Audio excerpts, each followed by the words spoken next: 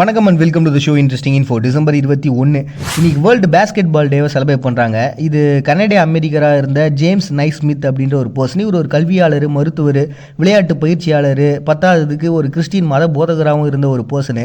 இவர் இந்த குளிர்காலம்லாம் வருது, பசங்க எல்லாருமே சரியாக விளையாடுறது இல்லை, ஏன்னா வெளியில் எப்படி அவங்களால போக முடியாது, அப்போ வீட்டுக்குள்ளேயே அவங்க எப்படி விளையாடுவாங்க அப்படின்லாம் யோசிச்சிருந்த சமயத்தில் தான் ஸ்ப்ரிங் ஃபீல்டு அப்படின்ற ஒரு காலேஜில் ஒரு வேலை செஞ்சு இருந்திருக்காரு. அப்போது பசங்களுக்கு ஏதாவது ஒரு கேமை ரெடி பண்ணலாமே, ஒரு இன்டோர் கேமாக இருக்கட்டுமே அப்படின்னு சொல்லிட்டு, ஆனால் அது அதிகமான ஒரு உடல் உழைப்பு தரக்கூடிய ஒரு கேமாக இருக்கணும்னு சொல்லிட்டு பயங்கரமாக யோசித்து ரெடி பண்ண ஒரு கேம் தான் பார்த்தீங்கன்னா இந்த பேஸ்கெட் பால். அதன்படி ஒரு 2 டீமை ரெடி பண்ணுற அவங்க கூட அங்கே படிக்கக்கூடிய பசங்களை வச்சு அது 1891 ஃபஸ்ட் டைமாக அந்த கேமுன்றது இந்த டேட்டில் விளையாடப்பட்டிருக்கு. அதை தொடர்ந்து பார்த்தீங்கன்னா அதுக்கு ஒரு 13 விதிகளை உருவாக்குறாரு. அதை அப்படியே பொதுவெளிகளில், அதாவது மற்ற ஸ்கூல் பசங்களோட விளையாடுறது, காலேஜ் பசங்களோட விளையாடுறது அப்படின்னு சொல்லிட்டு அது ஒரு பொதுவான கேமாக வெளியில் அவங்க விளையாடுனதுன்னு பார்த்தீங்கன்னா மார்ச் 11 1892 அதை தொடர்ந்து இந்த கேம் பயங்கர ஃபேமஸாக நிறைய ஸ்கூல்ஸ்லையும் காலேஜஸ்லையும் பார்த்தீங்கன்னா அமெரிக்கா முழுக்க 1990களில் விளையாட ஆரம்பிக்கிறாங்க. அது பயங்கர ஃபேமஸான ஒன்றா மாறுது. 1936 அது ஒலிம்பிக்லேயும் ஜாயின் பண்ணிடுறாங்க.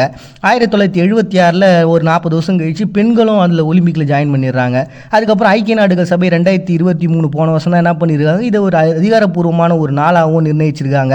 இன்னைக்கு உலகம் முழுக்க கிட்டத்தட்ட 450 மில்லியன் மக்கள் விளையாடக்கூடிய ஒரு விளையாட்டாக பேஸ்கெட் பால் இருக்குது. அதை கொண்டாடணும்னு சொல்லிட்டு முறையாக அந்த ஜேம்ஸ் நைஸ்மித் அப்படின்ற ஒரு கல்வியாளர் அவங்க காலேஜில் தன்னுடைய படிக்கக்கூடிய பசங்களை வச்சு உருவாக்கின அந்த கேமை விளையாடின அந்த நாள் சூஸ் பண்ணி தான் பார்த்தீங்கன்னா இன்றைக்கி வேர்ல்டு பேஸ்கெட் பால் டே அப்படின்னு சொல்லிட்டு செலிப்ரேட் பண்ணுறாங்க டிசம்பர் 21. நெக்ஸ்ட் இன்னைக்கு ஷம் இ யால்டா அப்படின்னு சொல்லிட்டு ஈரானில் ஒரு டேவை செலிப்ரேட் பண்ணுறாங்க. இது ஜொராஸ்ட்ரம் சொல்லிட்டு நான் ஆல்ரெடி சொல்லியிருப்பேன். இது அவங்களோட இஸ்லாம் இப்போ இருக்கிறதுக்கு முன்னாடிலேருந்து இருக்கக்கூடிய ஒரு வழிபாட்டு முறை தான்.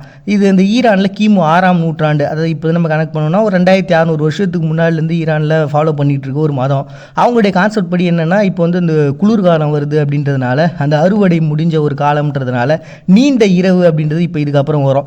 அப்படி இந்த நீண்ட இரவு எதனால் வருது அப்படின்றது அவங்களோட நம்பிக்கையாக இருக்குன்னா, ஹரிமான் அப்புறம் தேவஸ் அப்படின்ற ஒரு தீய சக்திகள் இவங்களை வந்து ஆக்கிரமிக்க போகிறாங்க. ஸோ அதுலேருந்து நம்ம வெளில வரணும், அதுலேருந்து தப்பிக்கணும் அப்படின்னா இந்த நாட்கள் முழுக்க வந்து நம்ம தூங்காமல் இருக்கணும் அப்படின்ற மாதிரியான கான்செப்ட்லாம் அவங்க நம்பிக்கையாக வச்சுருக்கிறாங்க.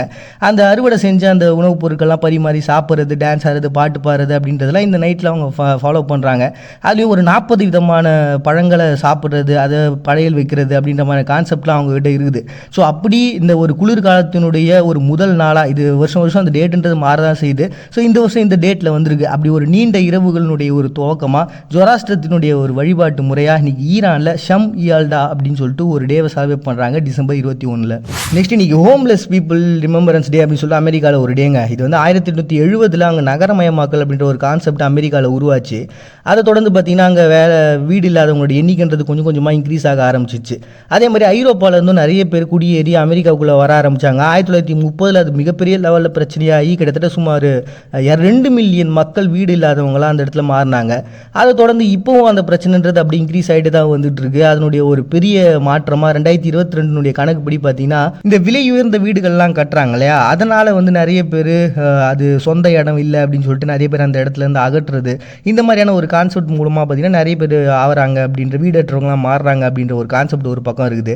வறுமை தான் இதுக்கு மெயினான கான்செப்ட் அப்படின்றனாலுமே கூட இந்த போதைப் பொருளை யூஸ் பண்ணுறது, அதனால் மனநல பாதிப்பு ஏற்பட்டு நிறைய பேர் இருக்கிறாங்களே அந்த பிரச்சனைகள், அதே மாதிரி ஆடம்பர செலவுகளை யூஸ் பண்ணி அதனால் ஒரு வறுமை நிலைக்கு தள்ளப்பட்டு வீடற்றவங்களாக மாறுறாங்க அப்படின்ற மாதிரி ஏகப்பட்ட கான்செப்ட்ஸ் இருக்குது.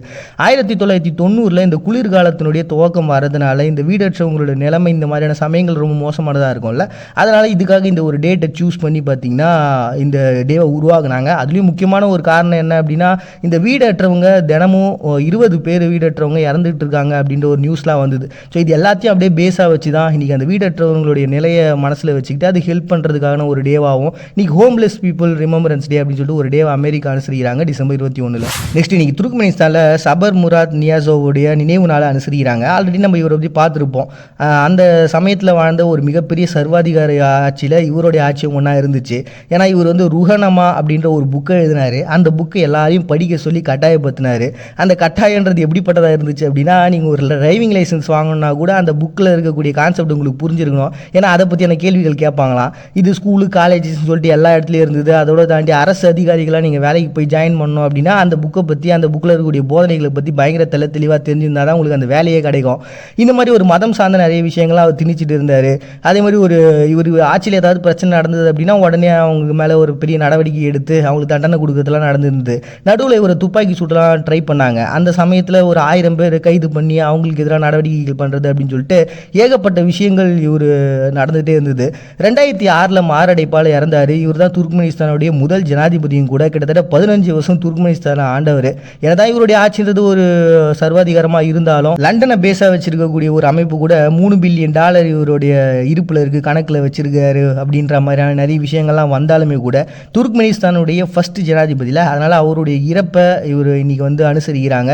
சுப்மராட் நிதாசவ் டே அப்படின்னு சொல்லிட்டு துர்க்மெனிஸ்தானில் டிசம்பர் 21. நெக்ஸ்ட் இன்னைக்கு வேர்ல்டு சாரி டேவை செலிப்ரேட் பண்ணுறாங்க. இந்த சாரி அப்படின்ற ஒரு கான்செப்ட் பார்த்தீங்கன்னா சிந்து சமவெளியினுடைய நாகரிகம் இருக்கக்கூடிய அந்த காலகட்டத்திலேருந்து இருக்குது. கிட்டத்தட்ட 4000 வருஷத்துக்கு முன்னாடியே புடவெல்லாம் நெஞ்சிருக்காங்க, அதை யூஸ் பண்ணியிருக்காங்க அப்படின்ற ஒரு கான்செப்ட்லாம் கூட வச்சிருக்காங்க. இன்னைக்கு பங்களாதேஷ், இந்தியா, நேபாளம், பாகிஸ்தான், இலங்கைன்னு சொல்லிட்டு பல பகுதிகளில் ரொம்ப இம்பார்ட்டண்டான ஒன்று. நம்மளுடைய கலாச்சாரத்திலே இந்த திருமணம்லாம் நடக்குது அப்படின்னா கண்டிப்பாக சாரி தான் கட்டிகிட்டே பண்ணுவாங்க. ஸோ இந்த ஒரு கான்செப்ட்ன்றது எப்பவுமே இருந்துகிட்டே இருக்க ஒன்று தான். இது 2009 நளினி சேகர் அப்படின்றவங்க ஃபஸ்ட் டைமாக இதுக்காக ஒரு டேட்டை சூஸ் பண்ணாங்க. ஆனால் அதனுடைய ஃபாலோ பண்ணுறது கொஞ்சம் கம்மியாக இருந்தது. அதுக்கப்புறம் இன்னொருத்தவங்க ட்ரை பண்ணாங்க. கடைசியாக 2020 பத்திரிகையாளராக இருந்த நிஸ்துலா ஹைஃபர் அப்படின்றவங்களும் சிந்துரா கவிட்டி அப்படின்றவங்க இவங்களாம் சேர்ந்து தான் பார்த்தீங்கன்னா இந்த டேவை உருவாகினாங்க. ஸோ அப்படியே ஒரு பாரம்பரியத்தினுடைய சில நாடுகளுடைய அடையாளமாக இருக்கக்கூடிய அந்த சாரியை கொண்டாடணும்னு சொல்லிட்டு உருவாக்கப்பட்ட ஒரு தினமாக இன்றைக்கி வேர்ல்டு சாரி டே அப்படின்னு சொல்லி செலிப்ரேட் பண்ணுறாங்க டிசம்பர் 21. வாங்குறவங்களுடைய திருப்தியால் தான் தொழிலதிபர் சந்தோஷமாக இருக்காரு. மாணவர்களுடைய உயர்வால் தான் ஆசிரியர் சந்தோஷமாக இருக்கிறாங்க. மற்றவங்களுடைய திருப்தியில் தான் நம்ம சந்தோஷம் இருக்குதுங்கிறத புரிஞ்சிக்கிற வரைக்கும் நமக்கு சந்தோஷம் கிடைக்காது. என்ன சக உறவுகளுடைய புன்னகையால் தான் நம்மளுடைய புன்னகை வளரும். மறுபடியும் நாளைக்கு சந்திக்கிறது உங்களுக்கு விடைபெறுது. நான் உங்கள் பாண்டிய நீங்கள் பார்த்துருக்கீங்க. இந்த நிகழ்ச்சி இன்ட்ரெஸ்டிங் இன்ஃபோ.